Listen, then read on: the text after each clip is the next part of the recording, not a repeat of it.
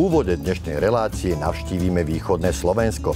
Predstavíme vám hraničný úsek rieky Poprad a dozviete sa, ako sa tento tok dokázal spamätať po ničivom ľadochode. Zlatý bliskáč je názov rybárskej súťaže pre mládež, ktorá má bohatú dlhoročnú tradíciu. Na akej úrovni je v súčasnosti, uvidíte v Starej Ľubovni. Samozrejme, v rieke Poprad sa pokúsime uloviť nejaké ryby.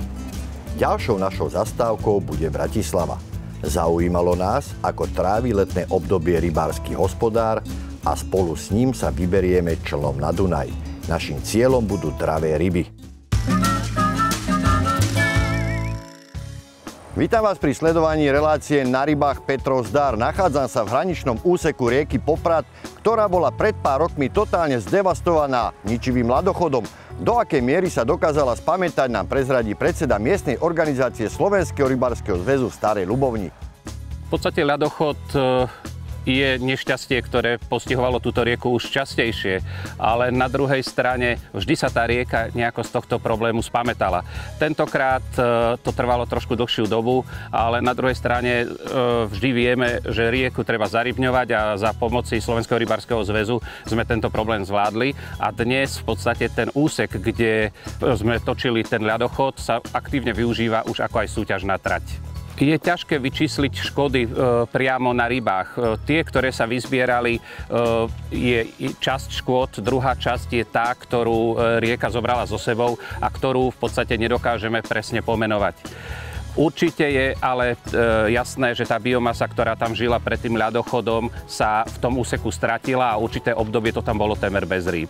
Napriek tomu, že naša organizácia nie je veľká, tak každé nešťastie tých ľudí určitým spôsobom spája. Takže sme všetky finančné zdroje, ktoré sme v tom období mali, ale aj v súčasnosti, snažíme sa investovať hlavne do zarybňovania našich vôd, preto aby tá rieka Poprad bola stále atraktívna pre návštevníkov našej vody. Organizácia má v súčasnosti cakum prásk nejakých 350 členov aj s deťmi. Čiže tie finančné prostriedky nie sú veľmi veľké a práve preto sa snažíme každú korunu dať hlavne do našej vody. Stojíme v súčasnosti pri rybníku Vengliska. Tento rybník má 30 rokov a vznikol pri výstavbe textilnej továrne v Starej Ľubovni. Po úprave ťažobnej jamy na Štrk vznikol rybník zásluhou ľudí, ktorí v tom čase pracovali vo vedení mesta a boli to rybári.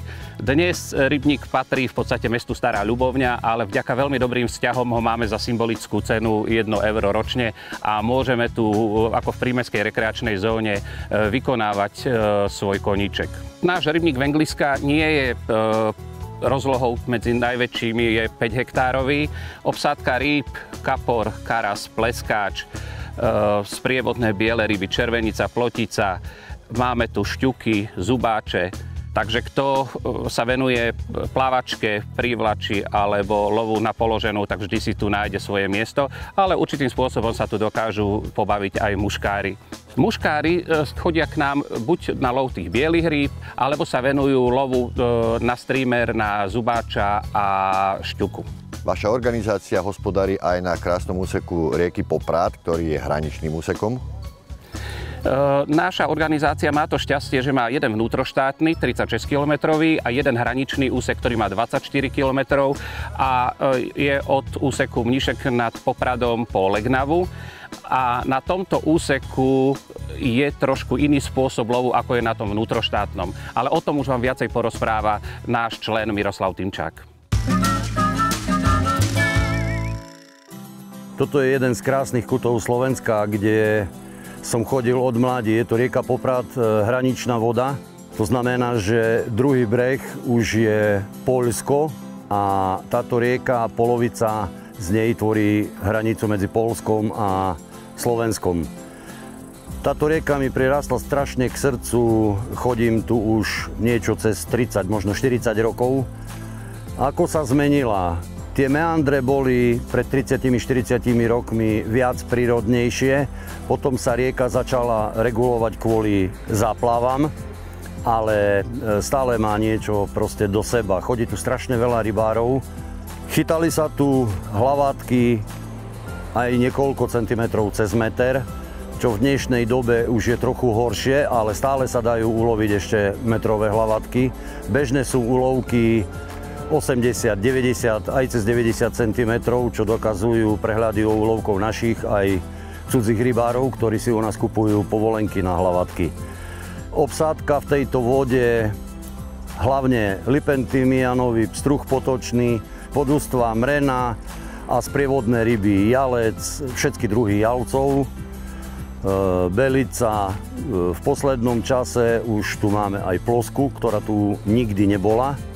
Momentálne táto rieka čelí problémom s nízkym stavom vody, čo je zapričinené v poslednom období alebo v posledných niekoľkých rokoch slabými zrážkami a tým pádom prehriatím vody a tá ryba má potom problém prežiť alebo zháňať si potravu, pretože kyslíka je v tejto vode málo a je prehriatá aj cez 20 stupňov.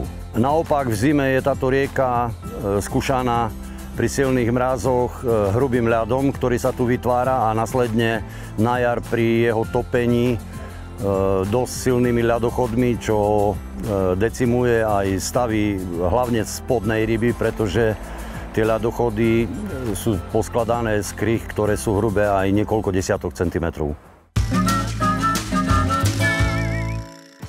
K rieke Poprad sa dnes ešte určite vrátime a pokúsime sa uloviť nejaké ryby. Teraz sa nachádzame v Starej Ľubovni na kaprovom rybníku, kde prebieha súťaž Zlatý bliskač. Dušan, čo je Zlatý bliskač? Slovenský rybársky zväz organizuje detskú rybárskú súťaž už vyše 50 rokov. Je to najprestížnejšie podujatie pre deti, ktoré organizuje Rada Slovenského rybárskeho zväzu a je vyvrcholením činnosti v detských rybárskych krúžkoch. Zlatý blízkač už posledné 4 roky nie je iba obyčajnou súťažou, má aj svoj edukačný rozmer. Deti počas celej súťaže majú besedu, prednášku, exkurziu a aj workshop. Tento rok navštívilo Zlatý blízkač 52 detí z organizácií z celého Slovenska spolu s organizačným tímom, vedúcimi krúžkov a ich asistentami vyše 90 ľudí. V akých disciplínách medzi sebou deti súťažia? Sú to disciplíny love rýb udicov a rybolovnej techniky. To znamená muška, prívlač, plávaná feeder, rybolovná technika a majú aj rozpoznávanie rýb a vedomostný test z oblasti zákona, vyhlášky, etiky rybárstva a ichtiológie, základov ichtiológie. Novinkou tohto ročníka je to, že sa vyhodnocujú všetky disciplíny Zlatého blízkáča. Disciplíny v love rýb udicov a rybolovná technika sú dobrovoľnými a vedomostné testy sú povinné. Víťazom Zlatého blízkáča sa stáva ten, ktorý vo všetkých disciplínach zaboduje natoľko, že sa stane všestranným rybárom. Čiže je to súťaž s podtextom hľadá sa všestranný rybár. Ako je táto súťaž zabezpečená, čo sa týka organizácie? Súťaž organizačne zabezpečuje miestna organizácia Stará Ľubovňa v spolupráci so sekretariátom Slovenského rybárskeho zväzu. Deti sú ubytované v zariadení, ktoré poskytuje dostatočne veľkú kapacitu ubytovania. Raňajky majú na ubytovni a potom majú celodenný program. Spájajú sa príbuzné disciplíny ako muška, prívlač a plávaná a feeder. Stravu majú zabezpečenú na mieste, zdravotnícky dohľad a všetky potrebné veci, ktoré treba pri organizovaní súťaže. Deti majú aj besedu s Jaroslavom Šubiakom zo Strednej rybárskej školy Ivanka pri Dunaji. Poznatky, ktoré nadobudnú počas besied alebo besedy, sa potom objavia aj vo vedomostných testoch na konci. Počas súťaže deti navštívia aj sokoliari majstra Vagana a v sobotu deti budú mať workshop s Michalom Kravčíkom, kde sa dozvedia, ako je dôležité zadržiavať vodu v krajine a ako stavať hrádzky. Predovšetkým treba oceniť úsilie vedúcich rybárskych kružkov, ktorí svoje deti pripravili na túto súťaž. Je to výsledok obetavej práce a ich činnosti počas celého roka. Deti sa na blízkača veľmi tešia. Skúste sa sami opýtať, ako sa im páči blízkač. Volám sa Martin Solus, som zo Spišskej Starej Vsi, ako z organizácie. A najviac sa mi páči disciplína muškarenie. Muškarenie preto, lebo máme doma potoky také, čo tam muškárime na nich. Volám sa Alexandra Matisová, som z organizácie Trstená. Na tejto súťaži sa mi zatiaľ najviac páčilo muškarčenie. Účasť je asi trošku menšia ako minulý rok kvôli korone, ale inak si myslím, že v poriadku, mám tu aj kamarátov. Určite sa naučím lepšie chytať na plavák, na mušku. Mi ukazovali, ako sa má lepšie chytať. Vyskúšala som nejaké nové woblere na prívlač. Uvidíme ešte, ako to bude na feeder. Volám sa Michal Trop, som z organizácie MOSRZ Poprad. Na blízkači sa mi najviac páčia tie miesta, na ktorých chytáme. Chytali sme na krásnej rieke Poprad, teraz na VN Venglíška. Sú zaujímavé tie besedy, na ktoré chodíme, vždy sa tu niečo nové naučíme a každý rok sa sem rád vrátim. Na plavák a feeder väčšinou nechytám, lebo v Poprade na to nemáme podmienky, ale v Poprade hlavne muškárim. Som rád, že sa tu môžem naučiť chytať na plavák. Keby bolo viacej možností, chodili by sme častejšie k vode. Bohužiaľ, tento rok je taký, aký je, nedá sa.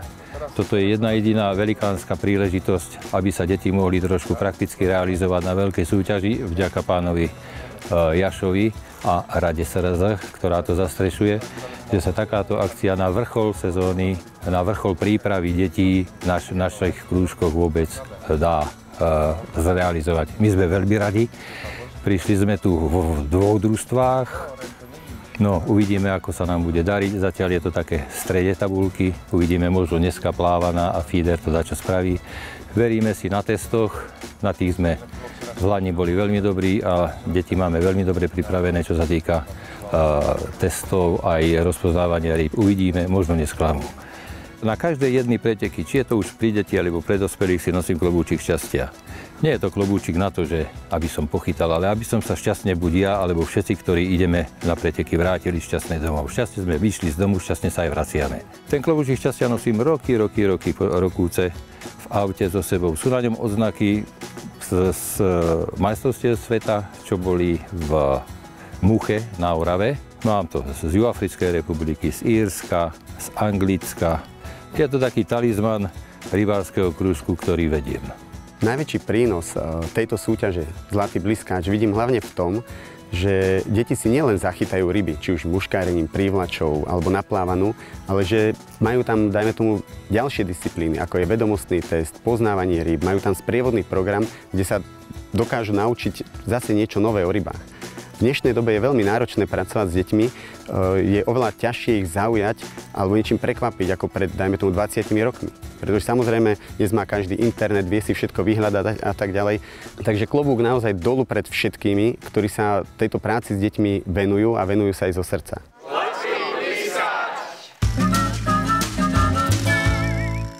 Ako som vám slúbil, vrátili sme sa k rieke Poprad, kde budeme loviť ryby prívlačov. Miro, prosím ťa, vysvetli nám, ako je možné, že na Lipňovom úseku rieky lovíme prívlačov. No je to možné pretože sa nachádzame na Lipňovom úseku hraničnej vody rieky Poprad, ktorá hraničí so susedným Poľskom a tu je povolená prívlač od 16. apríla do 31. augusta. Môže sa tu privlačovať s tým, že používajú sa rotačky alebo blinkre do veľkosti 3 a woblery maximálne do dĺžky 8 cm. Aké tu platia obmedzenia pre našich rybárov? Obmedzenia pre našich rybárov tu platia také, jak na všetkých lipňových vodách, to znamená zákaz lovu na živočišnú nástrahu a zákaz lovu hlavatky jedine v tom prípade so zvláštnym povolením na lov hlavatky a lov hlavatky na tejto vode je povolený už od 1. septembra. Ty si nás ale nezobral na hlavatky, ale na trochu menšie ryby, jalce hlavaté. Aká je taktika lovu? No, taktika lovu jalec sa dá loviť úspešne aj na plavanú, na kukuricu, ktorú veľmi rád obľubuje a dá sa týmto spôsobom chytiť aj väčšie jedince. Ale dnes to skúsime na prívlač, kde vyskúšame plandavku alebo nejaké gunky. V tejto vode sa jalec chytá dosť ťažko, pretože za prvé je nízky stav a veľmi čistá voda a kto chytá jalce, vie, že to je ryba profesor. Oklámať ju na prívlač v takejto čistej vode je veľmi ťažké. Presunuli sme sa do iného úseku rieky, trošku prúdivého. Vyskúšame, či ten jalec nebude v tých prudivejších úsekov, pretože pred týždňom šiel do výteru a mohol by byť v týchto prúdoch. Pri love jalca sa treba pri vode správať čo najtichšie, snažiť sa, aby ste si pod sebou nezašpinili vodu, aby váš tieň nepadol do vody, pretože jalec to je profesor. Keď ho trochu vyplašíte, najbližšiu hodinu nemáte šancu ho znovu chytiť.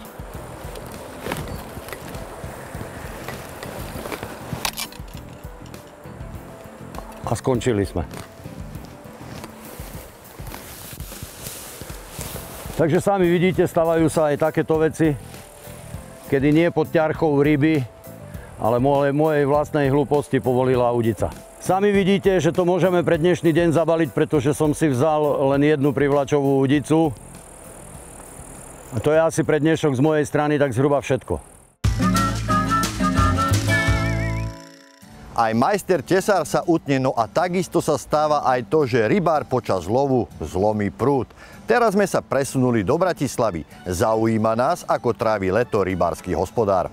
V lete, ako každý iný rybár, sa venujeme rybárčine, lebo prakticky vtedy máme trošku menej tej práce. Na jar nás čaká vždycky taká väčšia aktivita, čo sa týka, venujeme sa výteru zubača, osádzame vianočné stromčeky a vlastne vtedy máme trošku viacej tej práce, lebo nám to zaberá aj strašne veľa času.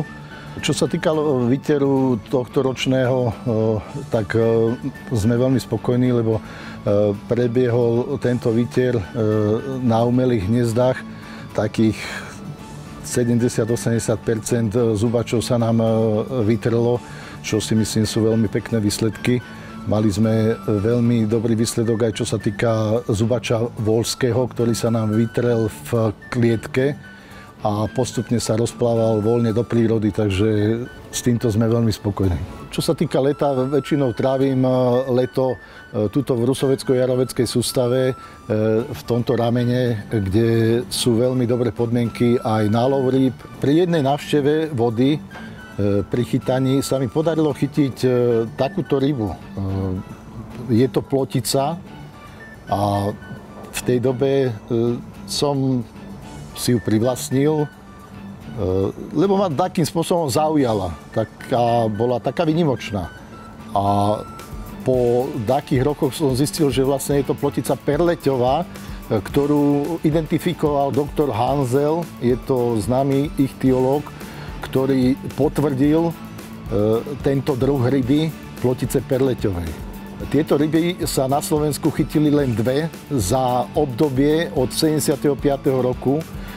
Táto bola chytená v roku 2005 a pán doktor Hanzel ju tento rok identifikoval aj so svojím kolektívom a potvrdili, že je to výnimočný druh plotica perleťová. Viem o tebe napríklad aj to, že najradšej lovíš ryby z člna?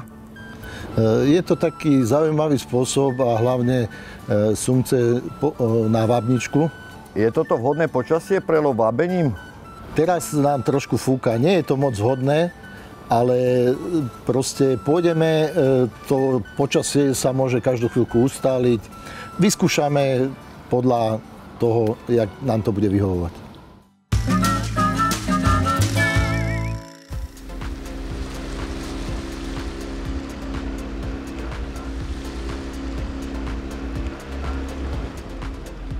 Pri tomto systéme používame dva háčiky za sebou, dva jednoháčiky a napichujeme na ne tieto dažďovky, čo máme takú obľúbenú návnadu, na ktorú reagujú aj sumci a máme to odskúšané, takže takýmto spôsobom sa snažíme tomu sumcovi podstrčiť tú návnadu tak, aby mu bola čo najmenej nápadná a aby mu to vyhovovalo. A my, aby sme samozrejme z toho mali taký ten pôžitok pri zábere a pri tom love. Na konci zvyknem dať jednu pijavičku alebo dve.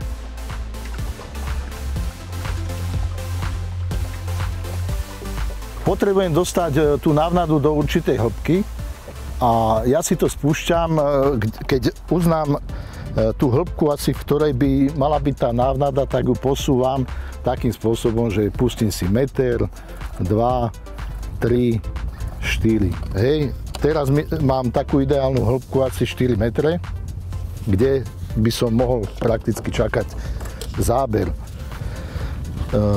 Ty sa posaď tuto a skús to tak isto.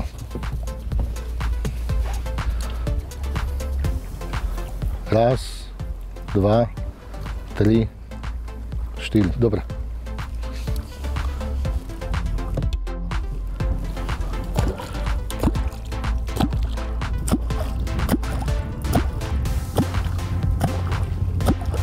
Ideme vlastne v takej hrane, kde sa už potom stupňuje breh a v tej hrane väčšinou bývajú tak za takým úkrytom. Takže tam sa snažíme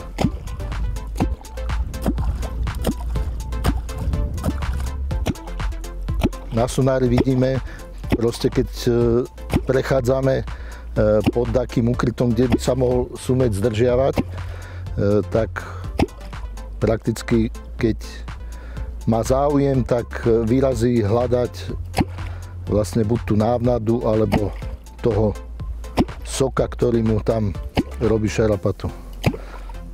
Teraz sa nám jeden zdvíha.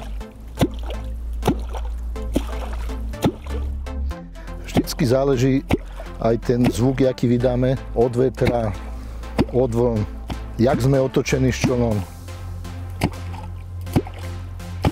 Tuto, čo sa týka intenzity vábenia, tak v tomto prúde je lepšie trošku rýchlejšie vábiť.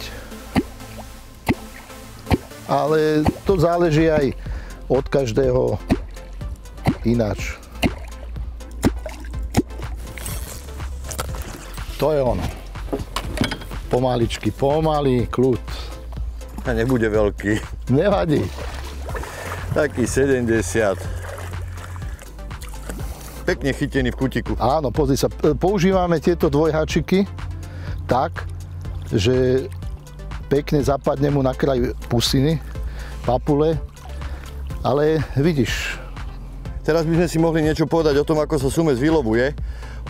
Podrž mi prosím ťa udicu. Sumca treba potlapkať po hlave skôr ako ho chytíme, lebo on aj keď sa zdá unavený, on ešte reaguje, pozrite sa, keď sa ho dotknem. Takže on nesmie reagovať. A potom takýmto chvatom za čelusť ho proste chytíme a už keď ho chytím, už ho nesmiem pustiť. Takto ho vyťahnem.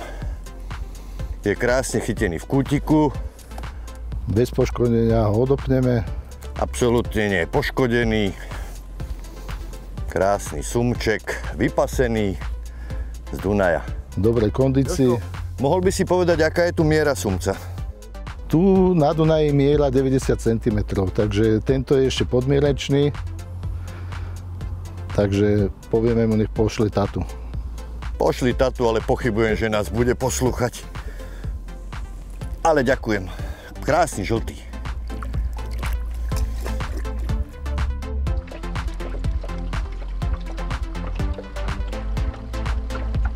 Budeš spúšťať, Peťo?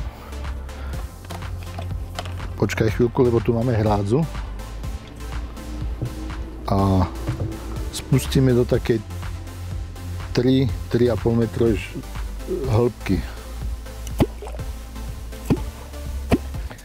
No tak zase sa nám podaril jeden pekný záber. Vylovím ti ho? Nemusíš.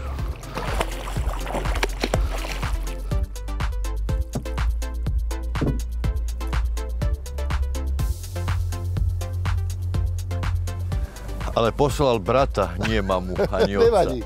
Ale zážitok je, takže... Akí sú nažratí. Pekný, vypasený. Nie sú veľkí, ale poteší.